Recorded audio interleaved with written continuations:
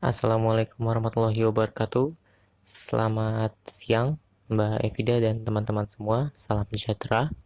Perkenalkan, nama saya Muhammad Kemal Novel Hamzani, perwakilan dari Home Group 3. Di sini saya akan mempresentasikan tentang Sustainable Development Goals atau disingkat SDGs PBB. Presentasi ini untuk menjawab pertanyaan yang diberikan dalam file tugas TIKP bagian 2 sebelumnya. Berikut anggota dari HG3 beserta dengan NPM-nya. Sebelumnya, izinkan saya untuk sedikit memaparkan tentang apa itu SDGs. SDGs PBB dapat dikatakan sebagai tujuan pembangunan berkelanjutan dan berjangka panjang dalam segala aspek yang dicanangkan PBB dan perwakilan negara-negara di dunia dengan memperhatikan kepentingan bumi dan manusianya. Terdapat 17 agenda atau 17 goals dari SDGs ini, namun di sini kami tidak akan membahas semuanya, kami akan membahas 3 diantaranya, yaitu kami mendapatkan kesempatan untuk membahas goals ke-8 sampai ke-9. Goals ke-8 yaitu tentang pekerjaan layak dan pertumbuhan ekonomi. Ke-9, industri, inovasi, dan infrastruktur. Dan yang ke-10, tentang berkurangnya kesenjangan. Saya akan menjawab pertanyaan pertama dari tugas TIKP bagian 2, yaitu apa maksud dari masing-masing goals tersebut. Sebelumnya telah saya sebutkan bahwa goals ke-8 yaitu tentang pekerjaan layak dan pertumbuhan ekonomi. Maksudnya adalah mempromosikan pertumbuhan ekonomi berkelanjutan dan inklusif, serta menjamin tersedianya lapangan pekerjaan dan pekerjaan yang layak untuk semua golongan. Hal ini mengingat semakin sempitnya lapangan pekerjaan dan masih adanya perlakuan yang tidak layak pada pekerja atau golongan tertentu dalam pekerjaan. Selanjutnya, maksud dari goals ke-9 tentang industri, inovasi, dan infrastruktur.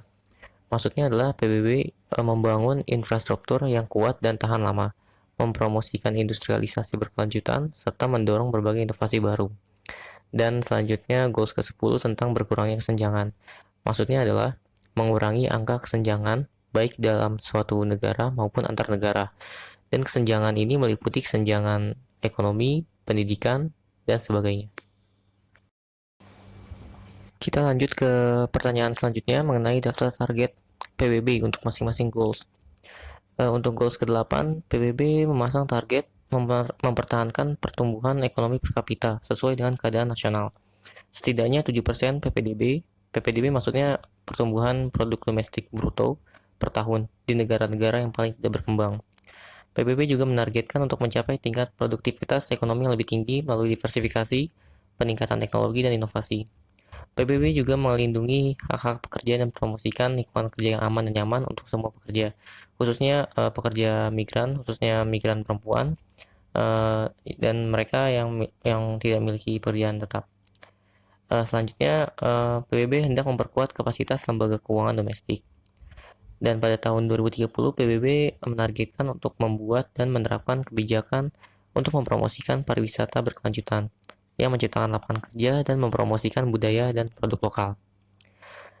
Kita lanjut ke goals ketiga. PBB memasang target mengembangkan infrastruktur yang berkualitas andal, berkelanjutan, dan tangguh, termasuk infrastruktur regional dan lintas batas, untuk mendukung pembangunan ekonomi dan kesejahteraan manusia, dengan fokus pada akses yang terjangkau dan setara untuk semua. Lalu PBB meningkatkan akses industri, skala kecil, dan perusahaan lain, khususnya di negara-negara berkembang, layanan keuangan termasuk kredit yang terjangkau, dan integrasi mereka ke dalam rantai nilai dan pasar. PBB juga menargetkan untuk mempromosikan industrialisasi yang inklusif dan berkelanjutan. Dan pada tahun 2030, PBB menargetkan secara signifikan meningkatkan pangsa pekerjaan dan produk domestik bruto industri sejalan dengan keadaan nasional dan menggandakan bagiannya di negara-negara yang kurang berkembang. Selanjutnya kita akan membahas daftar target PBB untuk goals yang ke-10, yaitu pada tahun 2030 PBB menargetkan secara progresif mencapai dan mempertahankan pertumbuhan pendapatan dari 40% populasi terbawah pada tingkat yang lebih tinggi dari rata-rata nasional. Dan di tahun yang sama, PBB juga menargetkan untuk memberdayakan dan mempromosikan inklusi sosial, ekonomi, dan politik. Semua terlepas dari usia, jenis kelamin, cacat, ras, etnis, asal, agama, atau ekonomi, atau status lainnya. PBB juga hendak memastikan kesempatan yang sama dan mengurangi ketidaksetaraan hasil, termasuk dengan menghapuskan undang-undang, kebijakan, dan praktik diskriminatif, dan mempromosikan undang-undang, kebijakan, dan tindakan yang sesuai dalam hal ini. PBB juga menargetkan untuk mengadopsi kebijakan, terutama kebijakan fiskal, upah, dan perlindungan sosial, dan secara progresif mencapai kesetaraan yang lebih besar. PBB juga hendak memperbaiki regulasi dan pemantauan pasar dan institusi keuangan global serta memperkuat implementasi regulasi tersebut. Kita ke pertanyaan selanjutnya, yaitu program nyata dari LSM atau pemerintah dalam mewujudkan goal ke-8 sampai ke-10 tadi. Kami mengambil 3 contoh dan kebetulan semua program ini dilaksanakan oleh pemerintah. Pertama tentang program kartu prakerja. Sini sebetulnya pembahasan lebih dalamnya nanti di slide selanjutnya. Namun sekilas kartu prakerja itu baru berjalan pada tahun 2020. Dan sampai saat ini sudah membuka pendaftaran hingga gelombang ketiga. Dan peserta yang sebelum lolos dari program ini ada tahap verifikasi dan tes kompetensi. Lalu selanjutnya ada program Startup Inovasi Indonesia yang tadinya bernama Program Binaan Startup, namun mengalami rebranding pada tahun 2020 berupa pembinaan dan pembiayaan calon startup agar menjadi startup, atau yang sudah menjadi startup menjadi scale up. Sampai saat ini kurang lebih ada 1.000 pra-startup dan startup yang telah dibina dan dibiayai oleh pemerintah dengan anggaran kurang lebih 370 miliar rupiah. Tujuannya agar di masa depan semakin banyak orang yang mampu memaksimalkan atau menggali potensinya di bidang tertentu, khususnya juga di pengusaha berbasis teknologi inovasi yang diharapkan dapat mendorong ekonomi dan memberikan terobosan teknologi di Indonesia. Dan yang terakhir, program Sekolah Garis Depan. Ini juga program pemerintah melalui Kemendikbud berupa penyediaan sekolah baru dan revitalisasi ruang kelas di daerah yang termasuk 3T, yaitu terdepan, terluar, dan tertinggal. Program ini berdampak pada pengurangan ketimpangan pendidikan di daerah. Bahkan dinilai program ini mampu mengurangi ketimpangan nilai ujian nasional antar siswa di sekolah. Sebetulnya juga ada program yang sejenis dengan Sekolah Garis Depan, yaitu program Guru Garis Depan. Ya, ini semacam paket ya, saling berkaitan, yaitu program Guru Garis Depan berupa penambahan dan peningkatan kualitas tenaga pendidik atau guru pada daerah yang termasuk 3T tadi. Selanjutnya kami mengambil satu program yang telah kami bahas sebelumnya untuk dibahas kembali lebih dalam. Dan yang kami ambil adalah kartu prakerja, karena ini merupakan program yang masih sangat relevan karena baru berjalan tahun ini. Kartu prakerja merupakan program pengembangan kompetensi kerja dan juga bantuan ekonomi berbasis online. Inisiator dari program ini adalah pemerintah pusat, menggandeng beberapa mitra resmi sebagai penyedia platform online seperti Ruang Guru dan Tokopedia.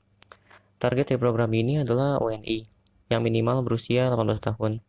Pencari kerja, salah satunya contohnya fresh graduate, dan dalam konteks pandemi, khususnya mereka yang terkena imbas atau dampak dari pandemi yang kehilangan pekerjaan, PHK, dan lain sebagainya, serta tidak sedang menjalani pendidikan formal. Tujuan dari program ini adalah untuk menciptakan sumber daya manusia yang berkualitas dan siap bekerja. Hal ini agar mendorong pertumbuhan ekonomi, mengurangi pengangguran, dan membuka lapangan pekerjaan. Berikut merupakan web atau URL yang kami pilih untuk mendapatkan informasi mengenai program Kartu Prakerja. Alasan kami memilih web tersebut antara lain karena informasi yang diberikan jelas, disertai dengan detail kategori bidang yang ditawarkan dalam program ini, dan valid. Karena kedua tautan tersebut merupakan milik pemerintah dan salah satunya milik dari salah satu mitra kerja pemerintah, yaitu Ruang Guru. Selanjutnya merupakan analisis kelompok kami tentang keunggulan dan kelemahan dari program Kartu Prakerja. Pertama kita akan bahas dari keunggulan terlebih dahulu. Yang pertama, program Kartu Prakerja ini memberikan insentif, dan insentif yang diberikan sebesar 150.000 diberikan setelah peserta mengisi survei evaluasi. Selain itu ada juga uang 1 juta untuk biaya pelatihan dan uang saku sebesar 2,4 juta kurang lebih yang diberikan secara bertahap selama 4 bulan. Lalu keunggulan yang kedua, meningkatkan peluang karir. Memang peserta yang dinyatakan lulus dari program Kartu Prakerja akan mendapatkan sertifikat dan tentu itu meningkatkan peluang karir. Selain itu juga terjadi upgrade pengalaman dan skill setelah mengikuti program pelatihan di Kartu Prakerja. Lalu yang ketiga, lebih produktif dan terampil. Eh, Program Kartu Prakerja memang saat ini dianggap sebagai salah satu jalan untuk meningkatkan produktivitas dan keterampilan selama masa PSBB atau selama masa pandemi ini. Lalu yang keempat, dianggap efisien, modern, dan praktis. Ya tentu karena program Kartu Prakerja menggunakan platform online, sehingga peserta dapat mengikuti pelatihan online tidak perlu bertemu face to face atau bertemu secara langsung. Cukup bermodal jaringan internet juga sudah bisa ikut. Dan yang kelima, dapat memilih bidang pelatihan sesuai dengan kemampuan. Memang program Kartu Prakerja memberikan kebebasan bagi peserta untuk memilih bidang apa yang hendak ia ingin ikuti.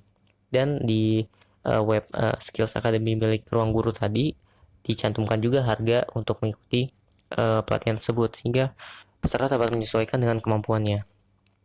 Lalu sekarang kita bahas tentang kelemahannya. Untuk kelemahannya, pertama, kami melihat beberapa bidang pelatihan Kartu Prakerja dinilai tak relevan, tidak relevan, kurang memiliki urgensi, dan kurang sesuai dengan kebutuhan tenaga kerja masa kini. Contohnya saja pelatihan ojek online. Ya, mengingat sekarang sedang masa PSBB, sehingga kami anggap pelatihan ojek online juga kurang relevan. Lalu yang kedua, biaya untuk pelatihan di bidang tertentu cenderung mahal. Memang harga ditawarkan dan ditampilkan dalam web Skills Academy milik Ruang Guru dan banyak promo untuk harga-harga tersebut. Namun di beberapa bidang kami melihat ada pelatihan yang seharusnya bisa didapatkan gratis di aplikasi lain, namun ternyata berbayar kalau di Ruang Guru, kalau di pelatihan program ini Kartu Prakerja. Padahal ada juga yang pelatihan yang sama namun gratis, contohnya di aplikasi lain seperti YouTube. Lalu yang ketiga, tidak ada jaminan untuk peserta Kartu Prakerja. Memang pemerintah belum mengalokasikan dana untuk memberikan jaminan pada para peserta yang lulus dari program ini.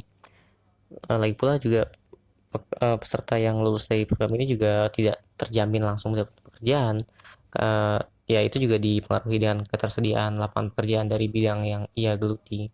Berpotensi terkendala atau error dalam proses seleksi dan proses pelatihan. Karena platform yang digunakan oleh program ini yaitu platform online, sehingga perlu ditingkatkan kualitas agar tidak terjadi error selama proses seleksi. Karena sebelumnya terdapat error dalam proses seleksinya, di mana seseorang yang tidak sesuai kriteria dinyatakan lulus untuk jadi peserta. Dari apa yang telah kami paparkan, kami HG3 melihat bahwa 3 gol yang dicetuskan PBB untuk negara-negara di dunia termasuk Indonesia. Pemerintah Indonesia sudah berupaya mengimplementasikan gol-gol tersebut dalam beberapa usaha atau program yang dicanangkannya, sehingga Indonesia dapat kita kategorikan lebih inovatif dalam upaya pembangunan yang berdampak dalam skala panjang. Berikut sumber data dan informasi yang kami gunakan untuk dipaparkan dalam presentasi kami. Akhir kata, saya mewakili teman-teman saya mengucapkan terima kasih yang sebesar-besarnya kepada Mbak Evi dan teman-teman karena telah menyimak presentasi kami. Atas segala kekurangan, kami mohon maaf. Selanjutnya kita lanjutkan ke sesi diskusi. Selamat siang. Wassalamualaikum warahmatullahi wabarakatuh.